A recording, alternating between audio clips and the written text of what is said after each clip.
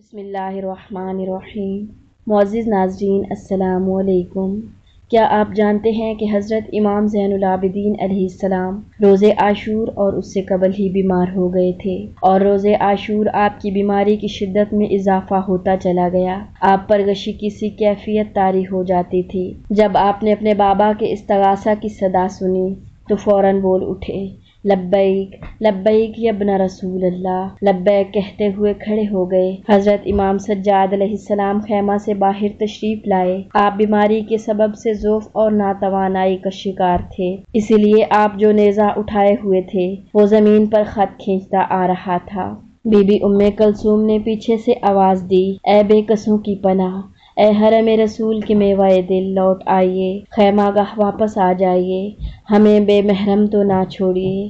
آپ نے کہا، اے پھوپھی جان، مجھے جانے دو تاکہ جنگ کروں اور فرزند رسول پر اپنی جان نثار کر سکوں۔ جب حضرت امام حسین علیہ السلام نے یہ صورتحال دیکھی تو فرمایا، اے بہن، سجاد کو پکڑ لو، وہ میدان میں نہ آنے پائے، ورنہ زمین حجت خدا سے خالی ہو جائے گی اور نسل رسول ختم ہو جائے گی۔ سید الشہداء فوراً آپ کے پاس پہنچے اور آپ کو خیمہ گاہ کی طرف لائے اور فرمایا، اے میرے نور قلب، کیا کرنا چاہتے ہو؟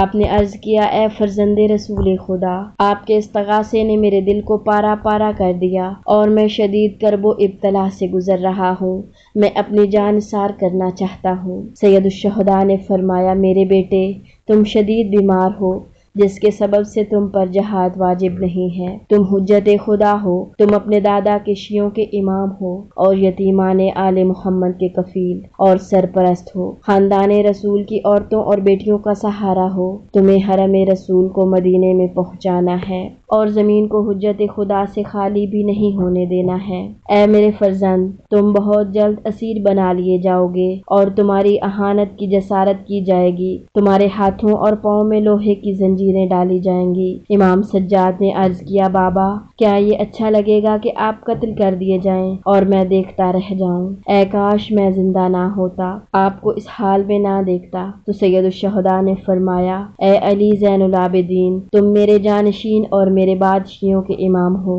تمہارے اوامر نواہی سے دین کی بنیادیں مستحکم ہوں گی، تم لوگوں کو صراط مستقیم کی طرف لے جانے والے ہادی ہو، تم اپنے آباء و اجداد کے علوم کے وارث اور محافظ ہو۔ سید الشہداء نے آپ کو سینے سے لگا کر خوب گریہ فرمایا۔ اس کے بعد خدا کی امانتیں، سید المرسلین اور امیر المؤمنین کی نشانیاں آپ کے سپرد فرمائیں، دیگر انبیاء کی نشانیاں اور میراث، حضرت موسیٰ کا عصا اور تابوت جو مدینہ چھوڑتے وقت آپ حضرت ام سلمہ اور صبیہ مرضیہ کے حوالے کر کے آئے تھے، کہ وصول کرنے کا حکم بھی دیا۔ سید الشہداء نے حضرت ام سلمہ کو وصیت فرمائی تھی کہ جب میرا بیٹا سجاد مدینہ واپس آئے تو یہ چیزیں اسے لوٹا دیجیے گا۔ معزز ناظرین، یہی مصلحت تھی تاکہ اللہ کی زمین حجت خدا سے خالی نہ ہو جائے اور حضرت امام زین العابدین علیہ السلام کے لیے ایک بڑا جہاد منتظر تھا، جو کہ آپ کو سیدزادیوں کے ساتھ بازاروں میں اور درباروں میں پھرایا جانا تھا، اور امام حسین علیہ السلام کے مشن کو زندہ رکھنے کے لیے